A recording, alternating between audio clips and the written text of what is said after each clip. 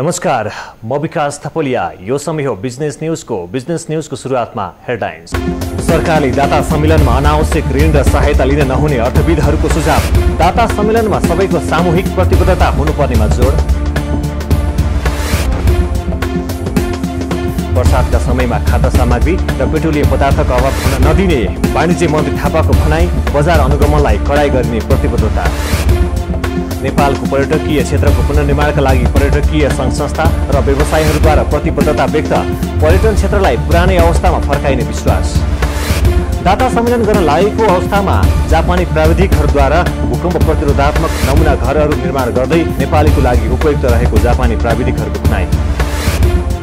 बिहिबार सेयर कारोबार 3.25 अङ्कले घटेर 9.24 अङ्कमा कारोबार। साताको अन्तिम दिनमा पनि सेयरमा गिरावट।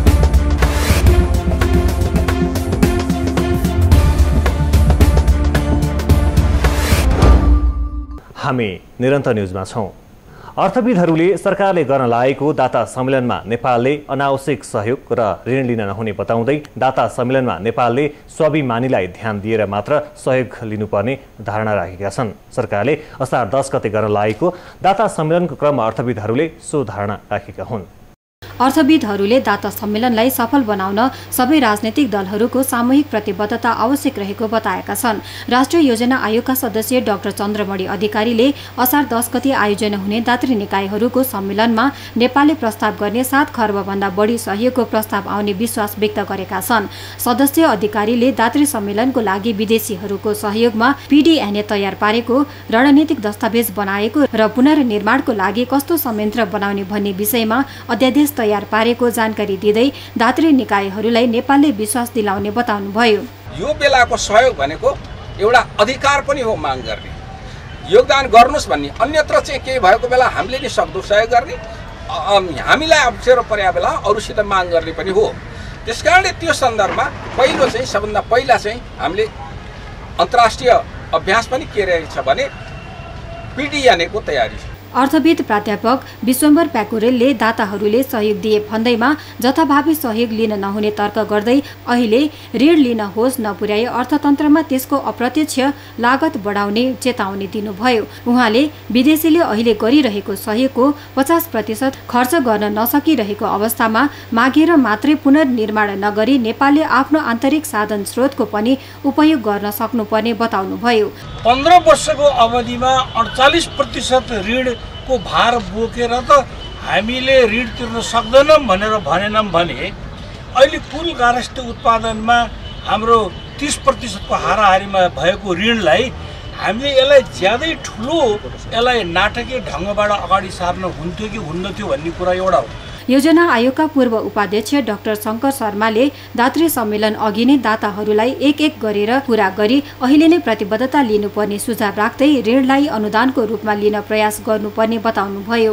उहाँले दाता सम्मेलनको लागि प्राथमिकता तय गर्नुपर्ने भन्दै पुनर्निर्माणमा दाताको संलग्नता नभए अप्ठ्यारो पर्न सक्ने भएकोले अनुगमनमा उनीहरूको संलग्नता, समुदायमा आधारित निर्माण, 2 महिनासम्म सरकारले गरेको काम, स्थानीय निकायको निर्वाचन र सरकार परिवर्तन लगायतका विषयमा सरकारले तयारी गर्नुपर्ने सुझाव दिनुभयो। योजना आयोगका पूर्व उपाध्यक्ष दिपेन्द्र बहादुर छेत्रीले दाताहरूकै विधिबाट तथ्याङ्क सङ्कलन भएकोले सम्मेलन प्रतिको विश्वास बढेको दावी गर्दै पुनर्निर्माणको लागि एक शक्तिशाली निकायको निर्माण गर्नुपर्ने बताउँदै सरकारसँग समन्वय गरी काम गर्ने र संसदप्रति उत्तरदायी हुने खालको प्राधिकरण बनाउनु पर्ने सुझाव दिनुभयो। छेत्रीले पुनर्निर्माणको लागि आवश्यक जनशक्ति जुटाउन उनीहरूको बीमा गर्ने गरी श्रम नीति परिवर्तन गर्नुपर्ने आवश्यकता औल्याउनुभयो। योजना आयोगका पूर्व उपाध्यक्ष दिनेश चन्द्र देवकोटाले विषयगत विज्ञहरू समावेश भएको पुनर्निर्माण प्राधिकरण गठन गरेर मन्त्रालयको क्षमता विस्तार र सहकारी सार्वजनिक निजी क्षेत्रलाई समेट्ने नीतिका साथ अघि बढ्नुपर्ने बताउनुभयो।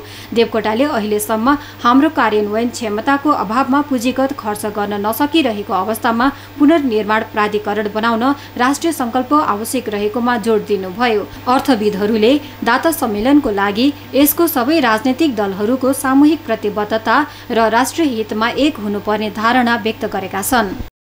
सरकारले असार 10 गते गर्न लागेको दाता सम्मेलनमा सबै राजनैतिक दलहरूको सहयोग र प्रतिबद्धता लिन सक्नुपर्ने धारणा अर्थविदहरूको रहेको छ। तर सरकारले दाता सम्मेलनमा सबै राजनैतिक दलको साझा दस्तावेज र राष्ट्रिय हितको योजना प्रस्तुत गर्ने तयारी गर्न सकेको छैन। दाता सम्मेलनलाई कुनै उत्सव भन्दा पनि नेपाल र नेपालीलाई परेको विपत्तिको घडीमा गर्न लागेको मित्र राष्ट्रहरूको सहयोगको अवसरको रूपमा लिन सक्नुपर्छ। एक रिपोर्ट। वैशाख 12 गतेको विनाशकारी भूकम्पको कारण ध्वस्त भएको संरचनाको पुनर्निर्माणको लागि सरकारले असार 10 गते दाता सम्मेलन गर्न लागेको छ। सरकारले दाता सम्मेलन भूकम्पबाट ध्वस्त भएको संरचनाको पुनर्निर्माणको लागि गर्न लागेको हो। तैपनि उचित समन्वयको अभावमा दाता सम्मेलन अर्थ मन्त्रालयको मात्र टाउको दुखाइको विषय बनेको देखिन्छ।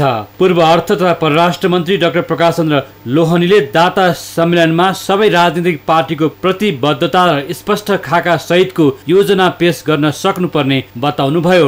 अब नेपालले भन्नुपर्ने के भनेदेखि चाहिँ यो नोक्सानमा हामीले आफ्नै स्रोत साधनबाट हामी यति गर्छौँ, हामीलाई नपुग्ने यति हुन्छ, तपाईहरुले यति सहयोग गरिदिनुस् र त्यो सहयोगलाई हामी यो संरचनाबाट, यो संरचना र यो सांगठनिक संरचना, नीतिगत संरचना र कानुनी संरचनाबाट हामी यो तरिकाले यो टाइममा यसरी हामी पूर्ति गर्ने हाम्रो योजना छ भनेर त्यो पनि एउटा त्यसको एउटा खाका पनि जसरी नोक्सानको खाका पेश गर्नुभयो त्यस्तै त्यो खाका पनि पेश गर्नुपर्छ।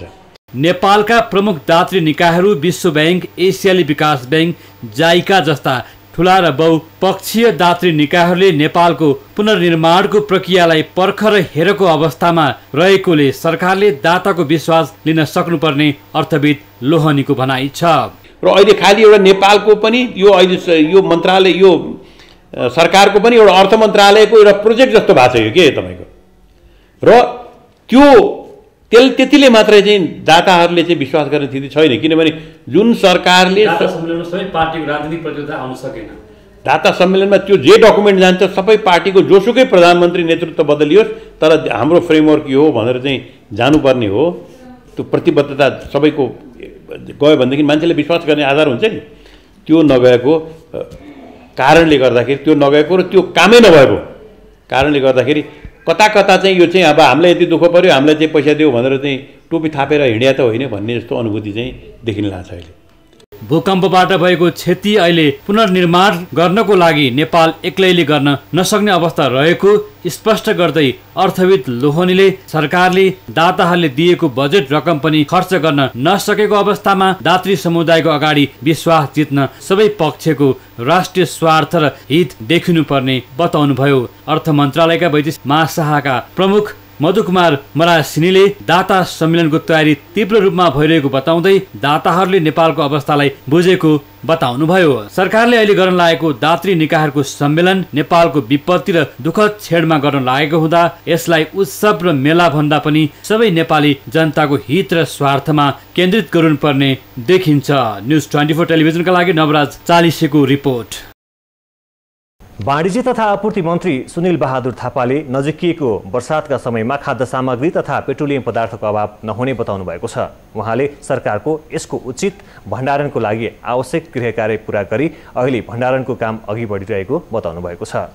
व्यवस्थापिका संसदको उद्योग वाणिज्य तथा उपभोक्ता हित समितिको बैठकमा सांसदहरूले उठाएको प्रश्नको जवाब दिँदै वाणिज्य तथा आपूर्ति मन्त्री थापाले वर्षातका समयमा पनि सर्वसाधारणहरूले सहज रूपमा अत्यावश्यक सामग्री पाउने स्पष्ट पार्नु भएको हो। यससँगै मन्त्री थापाले भूकम्प प्रभावित जनताहरूको ओतका लागि आफ्नो मन्त्रालयले गुणस्तरीय जस्तापाता खरिद गरी प्रभावित क्षेत्रमा पुर्याउने प्रक्रिया समेत थालनी गरिसकेको जानकारी दिनुभयो। नेपालमा उत्पादन हुने जस्तापाताको 5% अहिले महसुल र 13% भ्याट लिएर जम्मा 18% मात्रै भनेर उहाँलाई ट्याक्स लाग्छ भने बाहिरबाट आयात हुनेमा चाहिँ 30% महसुल र 13% भ्याट गरेर 43% भनेर लाग्ने भएको हुनाले बाहिरबाट ल्याउने कसले पनि के अरे ल्याउन नसक्ने अवस्था थियो भने हामीहरूले चाहिँ मन्त्री परिषदमा राखेर पुरा गर्दाखेरि 30 लाई 15% मा घटाएर र भ्याट यथावत 13% मा राखेर अहिले 38% भनेर चाहिँ अहिले पनि महसुल राख्दाखेरि पनि 18 र 28 को अन्तर 10%ले धेरै समस्या पारेका छन्। वर्षातको समयमा सम्भावित पहिरोका कारण नियमित ढुवानी गर्ने राजमार्ग बन्द हुन सक्ने भन्दै वैकल्पिक राजमार्गको खोजी गरिने समेत उहाँको भनाइ थियो। त्यस्तै साना बुलेट तथा अन्य माध्यमबाट पेट्रोलियम पदार्थको ढुवानीका लागि समेत सरकार तयार रहेको मन्त्री थापाले जानकारी दिनुभयो। 5 विकास क्षेत्रमा हामीहरूले चाहिँ यो आइओसीसँग सम्पर्क गरेर चाहिँ स्टोरेज ट्याङ्कहरू बनाउने हो, प्लास्टिकमा राख्ने होइन। त्यसले गर्दाखेरि यसको लागि चाहिँ निर्देशन दिएर चाहिँ यसलाई सकेसम्म चाँडो नै गर्नुपर्छ भन्ने कुरा राखेका छौँ भने बुलेटको हकमा 3टा सरकारी यो सुरक्षाका निकायहरूलाई चाहिँ ट्याङ्कर र बुलेट किन्नको लागि पनि हामीले अनुरोध किन गरिरहेका छौँ भन्दाखेरि नेपाल आर्मीको मात्रै यो ग्यासको भने त टोटल बेनिफिसरिज चाहिँ 8 लाख छन्, उसको आफ्नै मार्केट छ। त्यस्तै भने सशस्त्रको पनि छ, त्यसको पनि भएको हुनाले यसलाई सहजीकरण गर्न र भोलि कुनै पनि व्यवसायीहरूले बन्द हडताल गर्यो भने त्यसलाई चाहिँ हामीले चाहिँ सहजीकरण होस् भन्ने हिसाबले नै गरेका छौँ। उद्योग वाणिज्य तथा उपभोक्ता हित समितिको बैठकमा सांसदहरूले खेतीको मौसम भएकोले सर्वसुलभ रूपमा कृषकहरूलाई मल पुर्याउनु पर्ने, राहत सामग्रीहरू ग्रामीण क्षेत्रमा समेत पुर्याउनु पर्ने, समितिले यसअघि दिएको निर्देशन कार्यान्वयन गरी जनप्रतिनिधिहरूको सुझावको सुनवाई हुनुपर्ने माग गरेका थिए। राहतको प्याकेज गाउँ गाउँमा कसरी पुर्याउने हाम्रो प्रश्न बनेन, हाम्रो सवाल बनेन। यसप्रति गम्भीर हुनुपर्छ भन्ने कुरा म राख्न चाहन्छु र सता हुँदैन। जस्ता के भने अहिले सरकारले किन्ने भनेको 26 केजीको जस्तावाला, तर त्यो 26 केजीको जस्ता पनि 42 केजीको हुन्छ, 50 केजीको हुन्छ, 64 केजीको हुन्छ। हामीले जनतालाई दिन खोजेको चाहिँ कति केजीको जस्ता हो, कुन गुणस्तरको हो? र हामीले 64 केजीको जस्तालाई स्ट्यान्डर्ड भन्छौँ, 50 केजीको जस्तालाई मिडियम भन्छौँ र अर्को 42 केजीको जस्तालाई कमर्सियल जस्ता भन्छौँ। व्यापारीहरूले अहिले सबै कमर्सियल जस्ता दिएर 15,000 रुपियाँ गाउँ विकास समितिको सचिवहरूबाट बुझ्ने गरेका छन्। यस सन्दर्भमा म चाहिँ सरकारलाई अथवा वाणिज्य तथा आपूर्ति मन्त्रालयलाई म चाहिँ नि यस विषयमा गम्भीर हुनको लागि आग्रह गर्न चाहन्छु।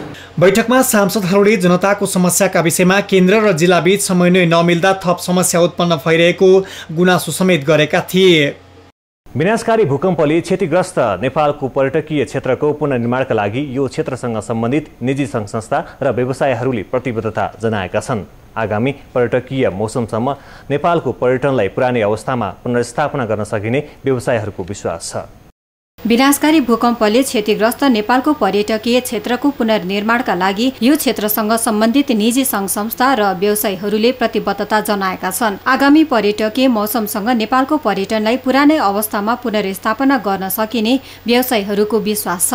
राजधानीमा बिहिबार नेपाल पर्यटन पत्रकार मञ्च TJF नेपालले भूकम्प पीडित पत्रकारहरूको सहयोगार्थ राहत वितरण कार्यक्रममा बोल्दै पर्यटन क्षेत्रसँग सम्बन्धित निजी सङ्घ संस्था र व्यवसायीहरूले प्रतिबद्धता जनाएका छन्। कार्यक्रममा बोल्दै ठमेल पर्यटन विकास परिषदका अध्यक्ष रामशरण थपलियाले पर्यटन पुनरुत्थानका लागि पर्यटन सम्मेलनको आवश्यकता औल्याउनुभयो। उहाँले नेपाल सरकारले पर्यटन विकासका लागि भरपर्दो रूपमा काम गर्न नसकेको बताउनुभयो। केही समय अघि सरकारले उपत्यकाको 3 क्षेत्र भनौँ 3टा डिस्ट्रिक्टलाई चाहिँ एउटा सङ्कटग्रस्त डिस्ट्रिक्टको रूपमा लियो, निर्णय गर्यो। त्यसपछि हामी रिओपनिङ भनेर भक्तपुर गयौँ, हेरिटेज साइटको एकदम भव्यताका साथ भाषण शासन गरेर मञ्चमा बसेर ओपनिङ पनि गऱ्यौँ। त्यसको केही दिनपछि फेरि हामी हेलमेट लाएर काठमाडौँ दरबार स्क्वायरको केही भूभाग भ्रमण गऱ्यौँ। यसले कन्फ्युजन क्रिएट गरेको छ र यसको क्लियर गर्ने निकाय को होला होइन, यो गाह्रो छ यहाँनिर कुरो क्या। हामीले हाम्रो सम्पदा ठिक छ, हामी यहाँ पर्यटक आउने वातावरण छ भन्दै गर्दा हेलमेट लाछौँ होइन। गभर्मेन्टले सङ्कटग्रस्त क्षेत्र घोषणा गरेको छ कि पर्यटन यो हदसम्म ठिक छ भनेर भन्नु पर्यो। त्यो कारणले गर्दाखेरि हामी नसोचिकन काम गरिरहेका छौँ। त्यसै गरी trekking agency associations of Nepal टानका अध्यक्ष रमेश धमलाले आगामी पर्यटकीय मौसमसम्म नेपालको पर्यटनलाई पुरानै अवस्थामा पुनर्स्थापना गर्न सकिने विश्वास व्यक्त गर्नुभयो। उहाँले पर्यटन पुनरुत्थानमा देखिएका बाधाहरूको समाधान गरी पर्यटक आगमन वृद्धि गर्न सबै सरकारी तथा निजी सङ्घ संस्था र व्यवसायीहरू एक भएर अगाडि बढ्नुपर्ने जोड दिनुभयो। यही बीचमा नेपाल आउने पर्यटकहरूले हाम्रो सम्पदाको अवस्था कस्तो भएको रहेछ उसले त्यसलाई स्टडीको पार्ट बनाउन सक्छ, त्यसलाई रिकभरी फेजमा उसले पनि आफ्नो ओपिनियन दिन सक्छ। त्यसरी खोलौँ भनेर बहुमत साथीहरूले भनिसकेपछि हामी लोकतन्त्रलाई विश्वास गर्ने कुनै पनि अभियानकाले आफ्नो ओपिनियन एक ठाउँमा राखेर सबै साथीहरूको भावनालाई मुखरित गर्नुपर्ने आवश्यकता हामी लिएको हुनाले आज हामीले खोल्न थाल्यौँ। कार्यक्रममा Nepal association of travels and tours agent नाटाका अध्यक्ष डीबी लिम्बुले क्षतिग्रस्त पर्यटन क्षेत्रको पुनरुत्थानका लागि सबै एक हुनुपर्ने बताउनुभयो। अब बिजनेस बक्स पप। भूकम्पको कारण पर्यटन व्यवसायमा समस्या परेको ठमेल क्षेत्रका व्यवसायहरूको गुनासो रहेको छ। यही गुनासो आजको बिजनेस बक्स पपमा। टुरिस्टहरू सबै यो भूकम्पले गर्दाखेरि बाहिर जानु भएको छैन। अब त्यही भोलिन्टियर जस्तै नेपालमा जुन सहयोगको लागि आउनु भएको छ नि उहाँहरू अनि अलिकति फाटाफुट्ट मात्र यो भूकम्प पछि त व्यापार छँदै छैन, टुरिस्ट त छँदै छैन, तपाईँलाई त्यो थाहा भएको कुरा हो होइन। अब हामीले चाहिँ अब किन पसल बन्द गर्ने भनेर पसल खोलेर बसिरहेको छ। जुन चाहिँ पर्यटकहरू आउँदैछ उनीहरूले हामीले यसरी सेक्युरिटी दिन सक्छु, यो गर्न सक्छु भनेर भन्नु पर्यो, अनि मात्र टुरिस्ट आउँछ। बिना सेक्युरिटी त आउँदैन यहाँ। पहिलो त हाम्रो अहिले अफ सिजन हो। अफ सिजन भए तापनि तपाईँको चाइनिज र इन्डियन टुरिस्टको उच्च भिजिट हुने टाइम यो अहिले। चाइनिज टुरिस्ट र इन्डियन टुरिस्टको वैरो लाग्ने टाइम। काठमाडौँमा होटेल रेस्टुरेन्ट र नेपालमा जस्तै चाहिँ अब के छ पोखरा जति नै टुरिस्ट एरिया छ चाइनिजहरू र इन्डियनहरूको चाहिँ भिड लाग्ने ठाउँ। अब यो भूकम्पले गरेर उहाँहरू आउनु भएन होइन। अब नेपाल सरकारले अब म त्यति बुझ्ने मान्छे त होइन म, तै पनि मैले सरसर्ती हेर्दाखेरि अहिले भर्खर जुन सरकारले चाहिने यो अहिले के घोषित गरिरहेको छ सङ्कटकाल घोषित गर्यो काठमाडौँ भक्तपुर पाटनको लागि। अब मैले बुझाए हो कि होइन मलाई थाहा छैन, तर म त नि यसबाट दुखित हुँ। कारण किन भन्दाखेरि काठमाडौँ भक्तपुर पाटनको लागि सङ्कटकाल भनेकै तपाईँको टुरिस्टहरू सुन्न बित्तिकै डराउँछ।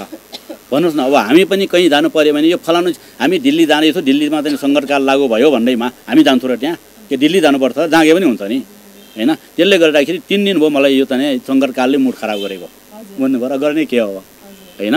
त्यसो भएको हुनाले अब मैले त अब आजको न्युजमा त नि टुरिस्टहरू आयो भने यो रिपोर्टमा देखायो, त्यो 2-4 जना टुरिस्टले भ्याउने पनि होइन। अनि अब काठमाडौँमै तपाईँको चाहिँ अब कति हजार त होटेल छ होइन।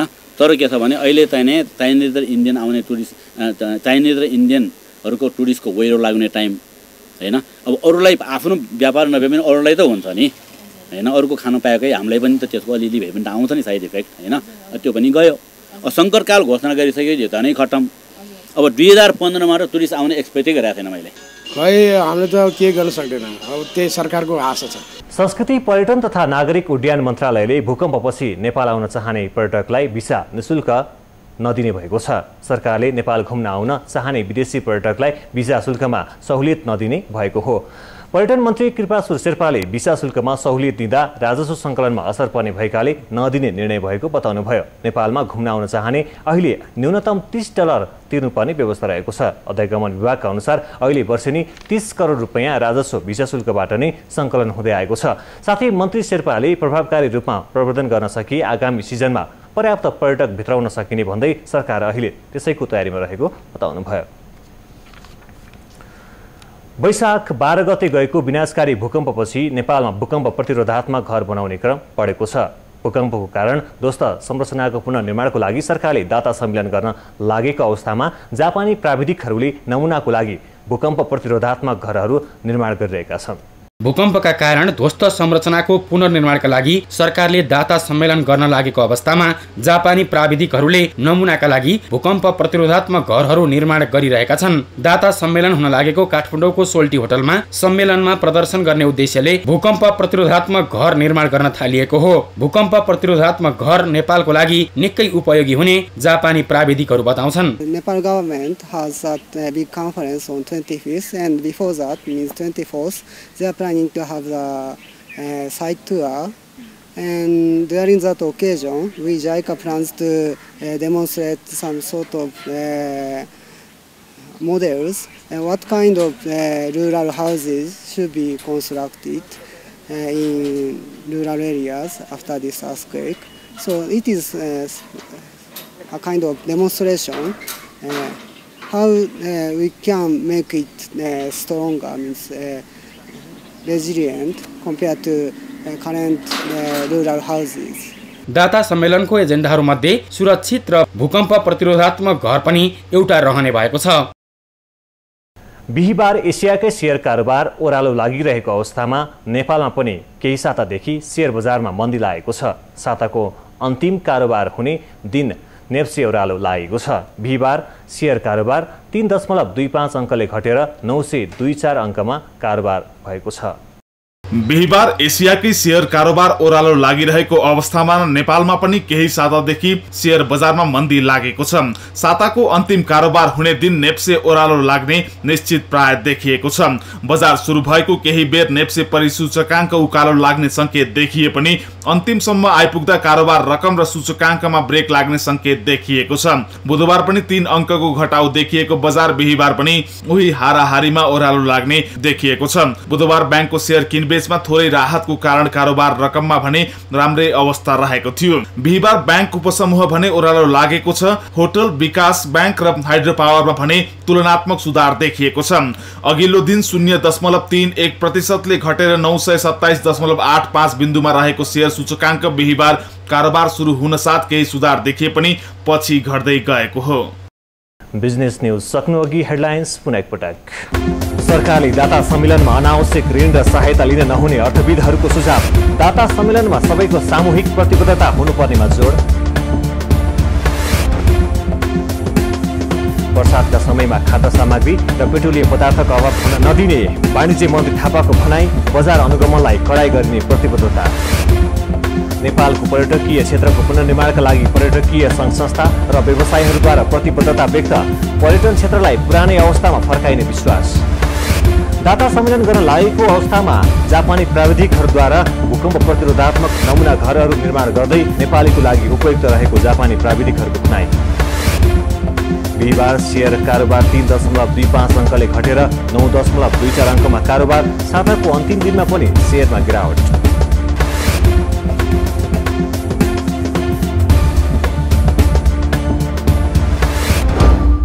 हामी निरन्तर न्युजमा छौँ। नमस्ते।